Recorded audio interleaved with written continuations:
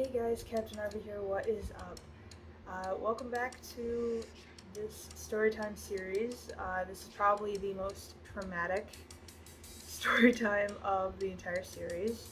I will definitely have a warning at the beginning of this one. So if you're watching, you obviously thought that this was, an okay topic for you. Um, so there is that. Um, but this is the time my school did absolutely nothing about a shooter threat. Let's get into it. So it was my freshman year of college. I am now a junior. It was a couple weeks before my birthday. My birthday is in October. It was, I want to say,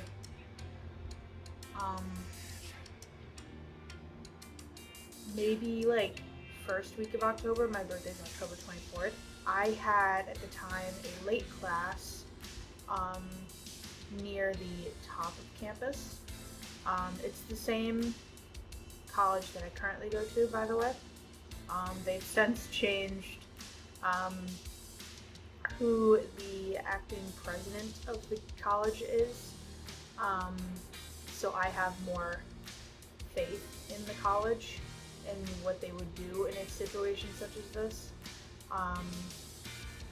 But there are also, a lot of circumstances and everything that we will talk about as we get into this. But I had a late class. I believe it started at 5 and it went until around 7. So, pretty late. At the time, I was majoring in adolescence education social studies, which means that I was going to be a high school history teacher, which is weird to say now because I'm going for media studies, aka film.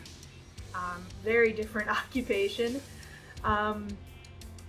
But I was in I was in my actual teaching class. We were talking about teaching, things like that. And that day, our teacher left us with a speaker. I believe our teacher had a meeting to go to, and the speaker was who we were left with. She was very nice, very kind, and we were on the second floor of a 3-floor building. I'll show you the building right here. But we were on the second floor of this 3-floor building, near the back of the building, I believe. We were on the side of the building. I'll draw like an arrow or something pointing where we were. But we were near the back of the building, the second room from the very back, I believe, on the left side, going in. But we were in there with this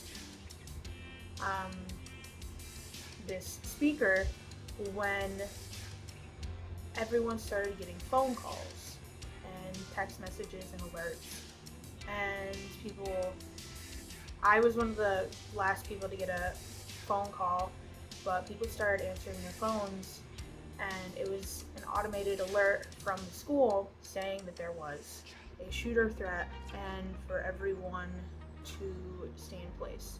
Now, if you're from the US, you've more than likely had lockdown drills and drills in general at your high school and at your elementary school and at your school in general. We had not had drills like that at college. The drills stopped once we got to college. But we did the same thing as we had done in high school. We went to the corner away from the windows. We closed the door. We turned off the lights. But then news was quickly coming through that it was a true shooter threat, that this was not a drill, and people were scared. I was scared. We were in this corner behind this, roll down screen, and the girl a couple people down from me that was truly in the corner was rocking back and forth and crying, and I was close to tears. I was close to crying. There were several people who started crying, and the entire time this speaker is trying to keep us calm. We weren't even her students. She had no reason to have stayed with us, but she did. And then out of nowhere, one of the students, this guy, stands up and books it out the door. And the door swings outward, not inward. And it swings out and it stays open. And you can feel the tension in the room as all of us are just frozen in fear, because we don't know what to do now that this door is open and he's gone, and all of us are terrified to go near it and potentially see the shooter out there. Finally, someone gets up, runs, and closes the door, and shortly after we hear a noise, and it's this siren, and none of us had heard it before, but apparently it was the siren that's supposed to go off in emergency situations. None of us had been notified of what it sounded like. None of us had been notified it was supposed to go off in situations such as that, and it terrified us even more. And as things were going on, we were hearing more and more information via family and friends and things like that, saying that there were guns on campus, there were, people with guns. Some were saying, it's just the police. And the entire time, my mom is trying to contact me. She's calling me, she's texting me, and all I can think is, if I answer her phone calls, and we're not being quiet, and I'm the reason that we get killed because I'm talking on the phone with my mom, I will never forget that.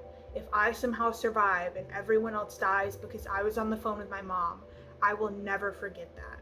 So I hung up on her. I ignored her calls and I texted her and I said, I can't answer the phone. We are hiding. I'm safe. And she was texting me saying that she was part of the Facebook group and part of the parents' Facebook group, and they were saying all these things and she was terrified. And all I could think was, like, I was furious with her, I was terrified, and I understood that she was scared, but she was not the one in the situation where she was hiding and fearing for her life and had to be quiet. And then the siren stopped, and we didn't know this at the time, but people had been barricading doors with desks, and one of the desks fell, and it sounded like a gunshot. We did not hear it, but another floor heard it, and all we heard were the screams of terrified students on another floor as they heard what they thought was a gunshot, and then we saw them outside the window, and then we saw them running down the stairs and running out of the building. Eventually, they said that there was no shooter threat and that we were safe to leave, and we were okay. And then even more chaos occurred when more information started coming through, and we started talking about other people's perspectives throughout the situation, and we started talking about everything that went wrong. As terrifying as it was for me being in that building, and apparently being in that specific hall was one of the worst places I could have been, because that was where the majority of the chaos had been. There were so many other areas where there was mass chaos. So many people that were in classes had their professors just leave them to their own devices. They were not like the speaker that stayed with us and helped us hide and told us everything was going to be okay. They said, you all can leave now, and left their students to their own devices. There were students who, once they left their classes or once they left dining halls, tried to get to their dorm rooms and found that the dorm halls were locked and could not get in, because in an emergency situation, the dorm halls are locked, even if you have an ID. So people were out in the open, terrified that they were going to get gunned down by a shooter.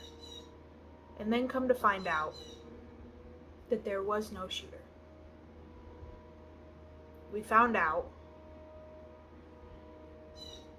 that a person's phone had been hacked. She went to IT, and she had been there all along. They found her, and they found out that her phone had been hacked from another country across the ocean. And there was nothing that could be done. There was no one arrested for all the chaos and fear that was caused. There was no fixing what was done. I called my parents, I told them what happened, I told them I was okay. I updated them every time that the school updated us, and the last update that we got was that there was nothing they could do.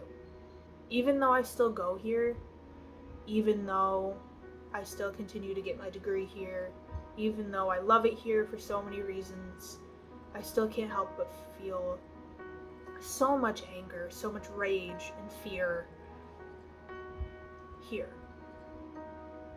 And at the school, and every time I pass that same building, I can't help but remember hiding in that exact room.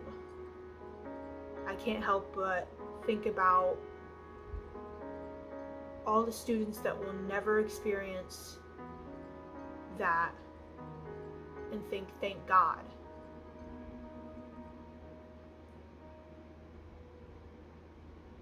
But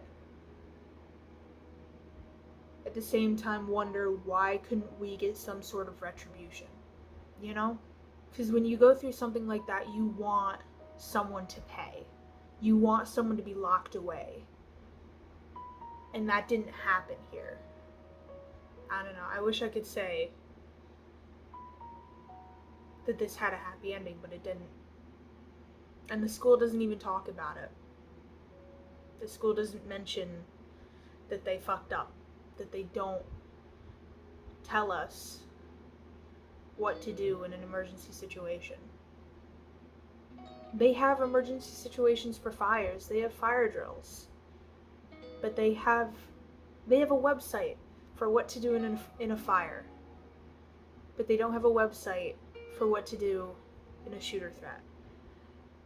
They don't have a website stating that there is an alarm that goes off during a shooter threat.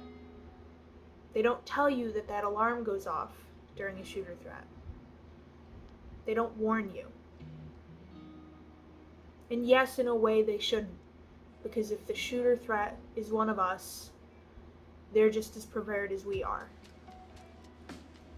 But that was part of what horrified all of us and scared all of us, was that we had no idea what was going on.